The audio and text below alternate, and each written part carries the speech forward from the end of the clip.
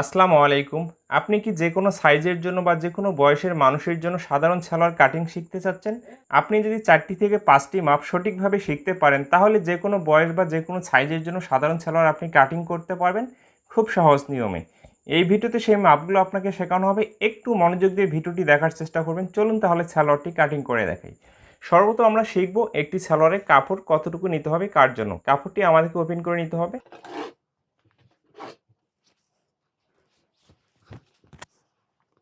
এইভাবে কাপড়টিকে ওপেন করে দুইটি মাথা একখানে করে এখানে একটি ডাবল ভাঁজ করে নিতে হবে। কাপড়টি এইভাবে একটি ডাবল ভাঁজ করে নেওয়ার পরে এদিকে আরও একটি ডাবল ভাঁজ করে নিতে হবে।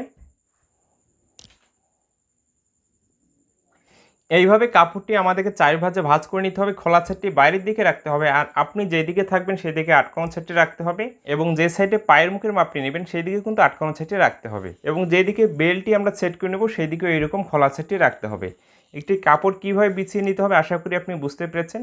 এখন আমাদেরকে কাপড়ের হিসেবটি শিখতে হবে। যারা প্রাপ্ত বয়স, ধরুন একটি সালোয়ার 38, 39, 40, 41, এই সালোয়ারগুলো আপনি যখন তৈরি করবেন, যাদের বডি 38 থেকে নিচের দিকে হবে তাদের জন্য 2 গজ 2 গিরা থেকে 2 গজ 4 গিরার ভিতরে নিলে খুব সহজে আপনি সালোয়ারটি তৈরি করতে পারবেন, এবং যাদের বডি 38 ইঞ্চি প্লাস হয়ে যাবে তাদের জন্য 2 গজ 6 গিরা বা 2 গজ 8 গিরা নিলে খুব সহজে আপনি সালোয়ারটি তৈরি করতে পারবেন।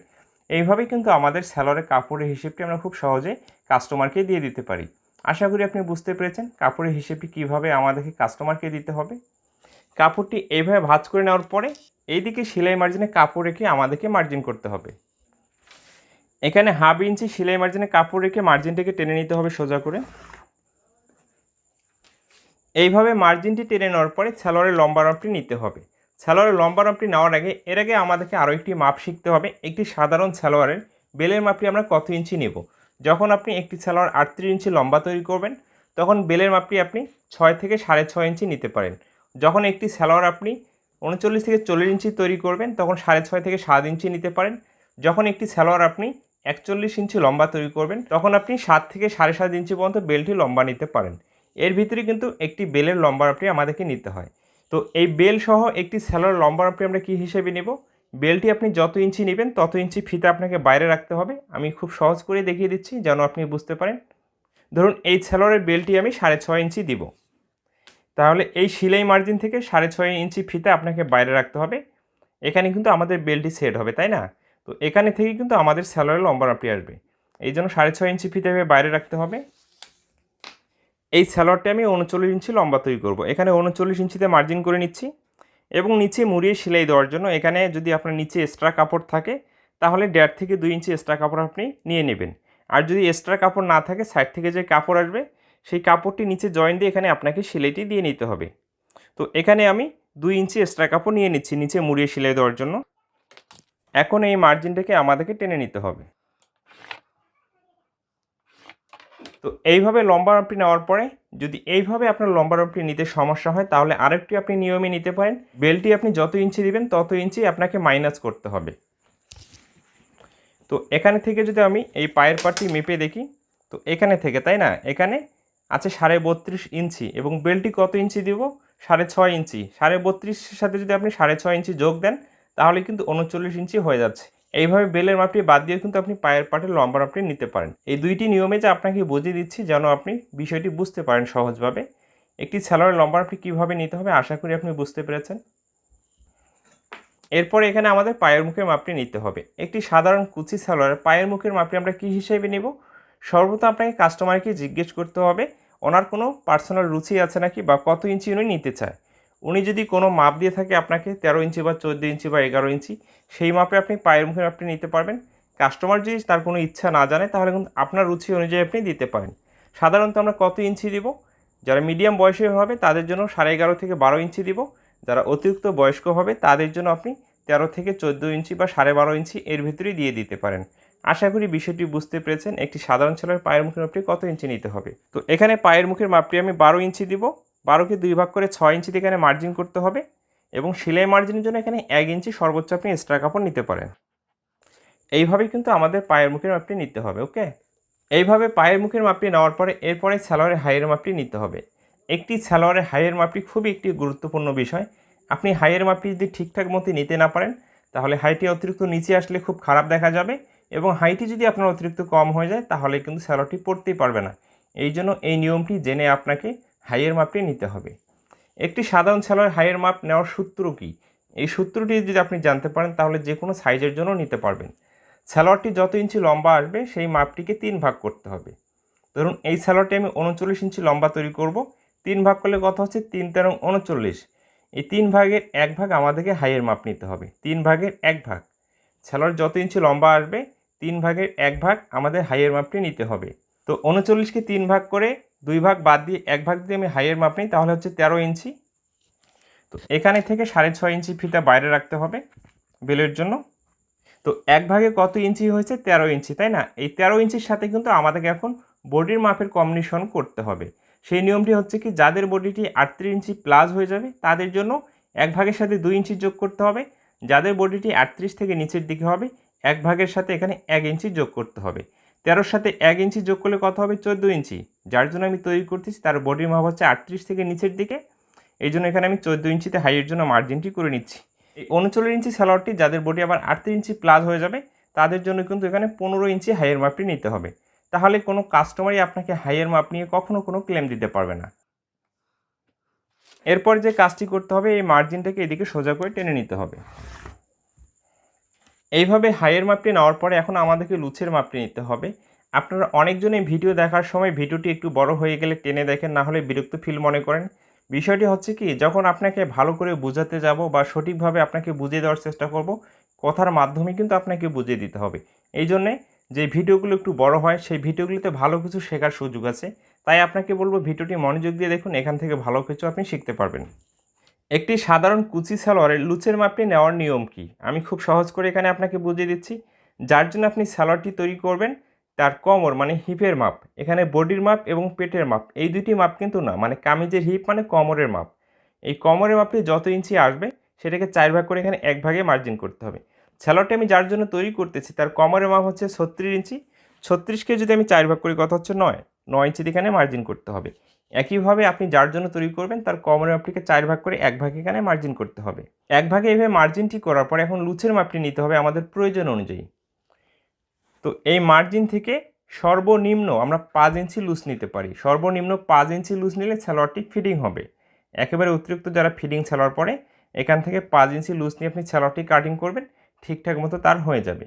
এখন যারা অতিরিক্ত লুজ পড়তে ভালোবাসে তাদের জন্য কত ইঞ্চি নিব? যদি আপনি মিডিয়াম লুজ ফিটিং তৈরি করতে চান তাহলে আপনি 6 থেকে 7 ইঞ্চি এখান থেকে লুজটি নিতে পারেন। আর যারা অতিরিক্ত লুজ পড়তে ভালোবাসে, সম্পূর্ণ অংশটিতে কুচি ব্যবহার করতে চায় বা দিতে চায়, তাদের জন্য কিন্তু আপনাকে এই মার্জিন থেকে 9 থেকে 10 ইঞ্চি লুজ নিতে হবে। 1 ভাগে মার্জিন করে 9 থেকে 10 ইঞ্চি যদি আপনি এদিকে লুজ নিতে পারেন তাহলে কিন্তু সম্পূর্ণ ঘেরে অংশটিতে আপনি কুচি দিতে পারবেন। এখন আপনি প্রশ্ন করতে পারেন, ভাই এখানে তো কাপড়ই নেই, তাহলে আমি ঘেরটি বাড়িয়ে নেব কীভাবে? এখানে আপনি কল্লি দিতে পারেন, না হলে জয়েন্ট দিয়ে কিন্তু সালোয়ারের লুজটি বাড়িয়ে নিতে পারেন। জয়েন্ট দিয়ে সালোয়ারের লুজ কীভাবে বাড়িয়ে নিতে হবে এই বিষয়ের উপরে কয়েকটি ভিডিও আমার চ্যানেলে আছে, সেই ভিডিওগুলো দেখলে আপনি খুব সহজে বুঝতে পারবেন এবং এই ভিডিওর ডিসক্রিপশনেও আমি দিয়ে দেবো, সেখান থেকেও আপনি দেখতে পারবেন, এতে কোনো সমস্যা নেই। তো এই কাপড়টি এখানে 7 ইঞ্চি লুজ আছে, কুচির জন্য আমি 7 ইঞ্চি এখানে লুজটি দিয়ে দিচ্ছি। তো এইভাবে লুচের মাপটি নিয়ে যেখানে মার্জিনটি আসবে সেখান থেকে আবার হাইয়ের জন্য 1.5 ইঞ্চিতে আপনাকে মার্জিন করতে হবে রাউন্ড শেপ করার জন্য। তো এইদিকে আমি 1.5 ইঞ্চিতে একটি মার্জিন করে নিচ্ছি। তো এতটুকু মার্জিন এখানে আমাদেরকে টেনে নিতে হবে। এভাবে মার্জিনটি টেনে নেওয়ার পর এখানে হাইয়ের জন্য রাউন্ড শেপটি করে নিতে হবে। এইভাবে রাউন্ড শেপটি করে নেওয়ার পর এখানে থেকে পায়ের এই মাপটির সাথে মার্জিনটি মিলিয়ে দিতে হবে। পায়ের এই মার্জিনটি টেনে নেওয়ার সময় এখানে দুইটি নিয়মে কিন্তু আমাদেরকে মার্জিনটি টেনে নিতে হয়। অনেকজনে আপনি দেখবেন কোমরে এখানে অনেক লুজ পড়তে ভালোবাসতেছে, কিন্তু হাঁটু থেকে এখানে ফিটিং করতে ভালোবাসে বা চাচ্ছে কাস্টমার আপনার কাছে। আবার দেখবেন অনেকজনই ঠিক আছে এখানে অনেক লুজ চাচ্ছে এবং নিচেও অনেক লুজ চাচ্ছে। যখন নিচেও এবং উপরে অনেক বেশি লুজ চাবে তখন এই মার্জিনটাকে আপনি এইভাবে ঠিক আছে সোজা করে টেনে নেবেন। আর যখন একটু ফিটিং করতে ভালোবাসবে তখন আপনি এই মার্জিনটাকে এইভাবে ভিতরের দিকে টেনে নিয়ে এখানে মিলিয়ে দেবেন। এই মার্জিনটি যখন আপনি টেনে নেবেন তাহলে এখানে কাপড় বেশি থাকতেছে, এখানে লুজ বেশি হচ্ছে। আর যদি ফিটিং করতে ভালোবাসে তাহলে এখানে কাপড় কম থাকতেছে, এখানে ফিটিং হয়ে যাচ্ছে। আশা করি এই মার্জিনটি কার জন্য কীভাবে টেনে নিতে হবে আপনি বুঝতে পেরেছেন।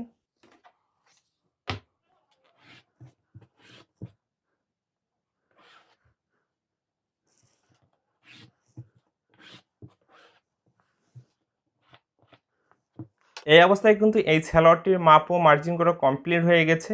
এরপরে সালোয়ারটি কাটিং করে নেওয়ার পরে আমরা দেখব একটি বেল সঠিক নিয়মে কিভাবে আমাদের কাটিং করতে হবে। খুব সহজ নিয়মে দেখাবো যেন আপনি বুঝতে পারেন, একটু মনোযোগ দিয়ে দেখার চেষ্টা করবেন। এই মার্জিন অনুযায়ী আমাদেরকে ঘুরিয়ে ঘুরিয়ে কাটিং করতে হবে।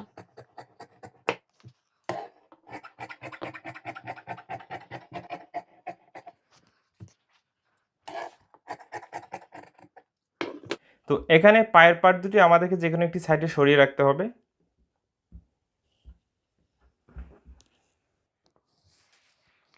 এখানে যে অবশিষ্ট কাপড় আছে এই কাপড় দিয়ে আমাদেরকে বেলটি কাটিং করতে হবে। এই জন্য কাপড়টিকে এদিকে ঘুরিয়ে রাখতে হবে।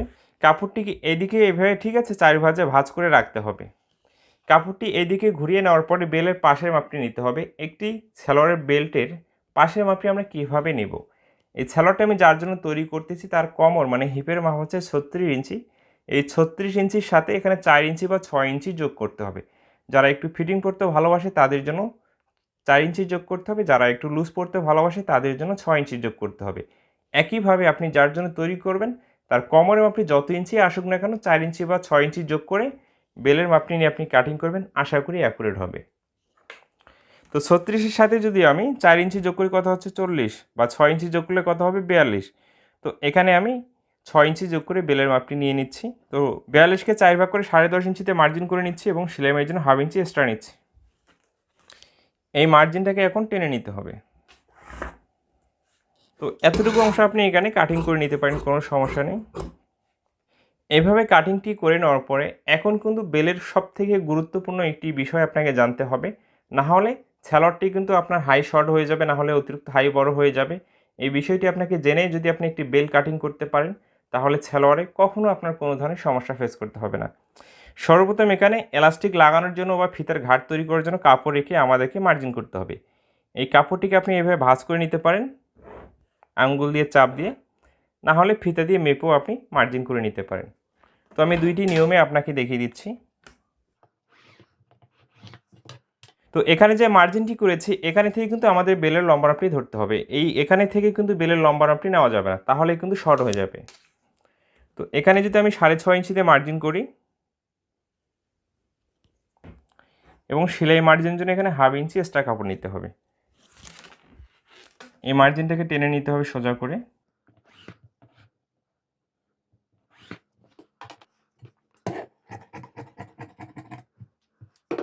তাহলে এই মার্জিন থেকে এবং এই মার্জিন থেকে আমাদেরকে 6.5 ইঞ্চি বেল্টটি নিতে হবে। এখানে থেকে এতটুকু কাপড় সেলাই মার্জিনের জন্য চলে যাবে এবং এখানে থেকে এতটুকু কাপড় আমাদেরকে ঘাট বা এলাস্টিক লাগানোর জন্য চলে যাবে। আশা করি বিষয়টি বুঝতে পেরেছেন বেলের মাপটি কীভাবে নিয়ে আমাদেরকে কাটিং করতে হবে এবং এই কাপড়গুলো আমাদের আর কোনো প্রয়োজন নেই। এই অবস্থায় সালোয়ারটি কাটিং করে একেবারেই কমপ্লিট হয়ে গেছে। একটি সাধারণ সালোয়ার কীভাবে লম্বা মাপ নিতে হবে, কীভাবে লুচের মাপ নিতে হবে, কীভাবে বেলের মাপ নিতে হবে, কীভাবে কুচির মাপ নিতে হবে, কার জন্য কতটুকু কাপড় নিতে হবে, প্রতিটি বিষয় কিন্তু আমি খুব সহজ করে বোঝানোর চেষ্টা করেছি। আশা করি আপনিও বুঝতে পেরেছেন। যদি কোথাও আপনার বুঝতে সমস্যা হয় অবশ্যই কমেন্ট করবেন, কমেন্টের মাধ্যমে আপনাকে বুঝিয়ে দেওয়ার চেষ্টা করব। এবং ভিডিওটি শেষ পর্যন্ত দেখার পরে যদি ভালো লাগে অবশ্যই আমার চ্যানেলটিকে সাবস্ক্রাইব করে রাখবেন এবং ফেসবুক পেজ থেকে দেখলে অবশ্যই আমার পেজটিকে ফলো দিয়ে রাখবেন। ভালো থাকবেন, সুস্থ থাকবেন, নিজের প্রতি খেয়াল রাখবেন। নেক্সট কোনো ভিডিওতে আবারও কথা হবে।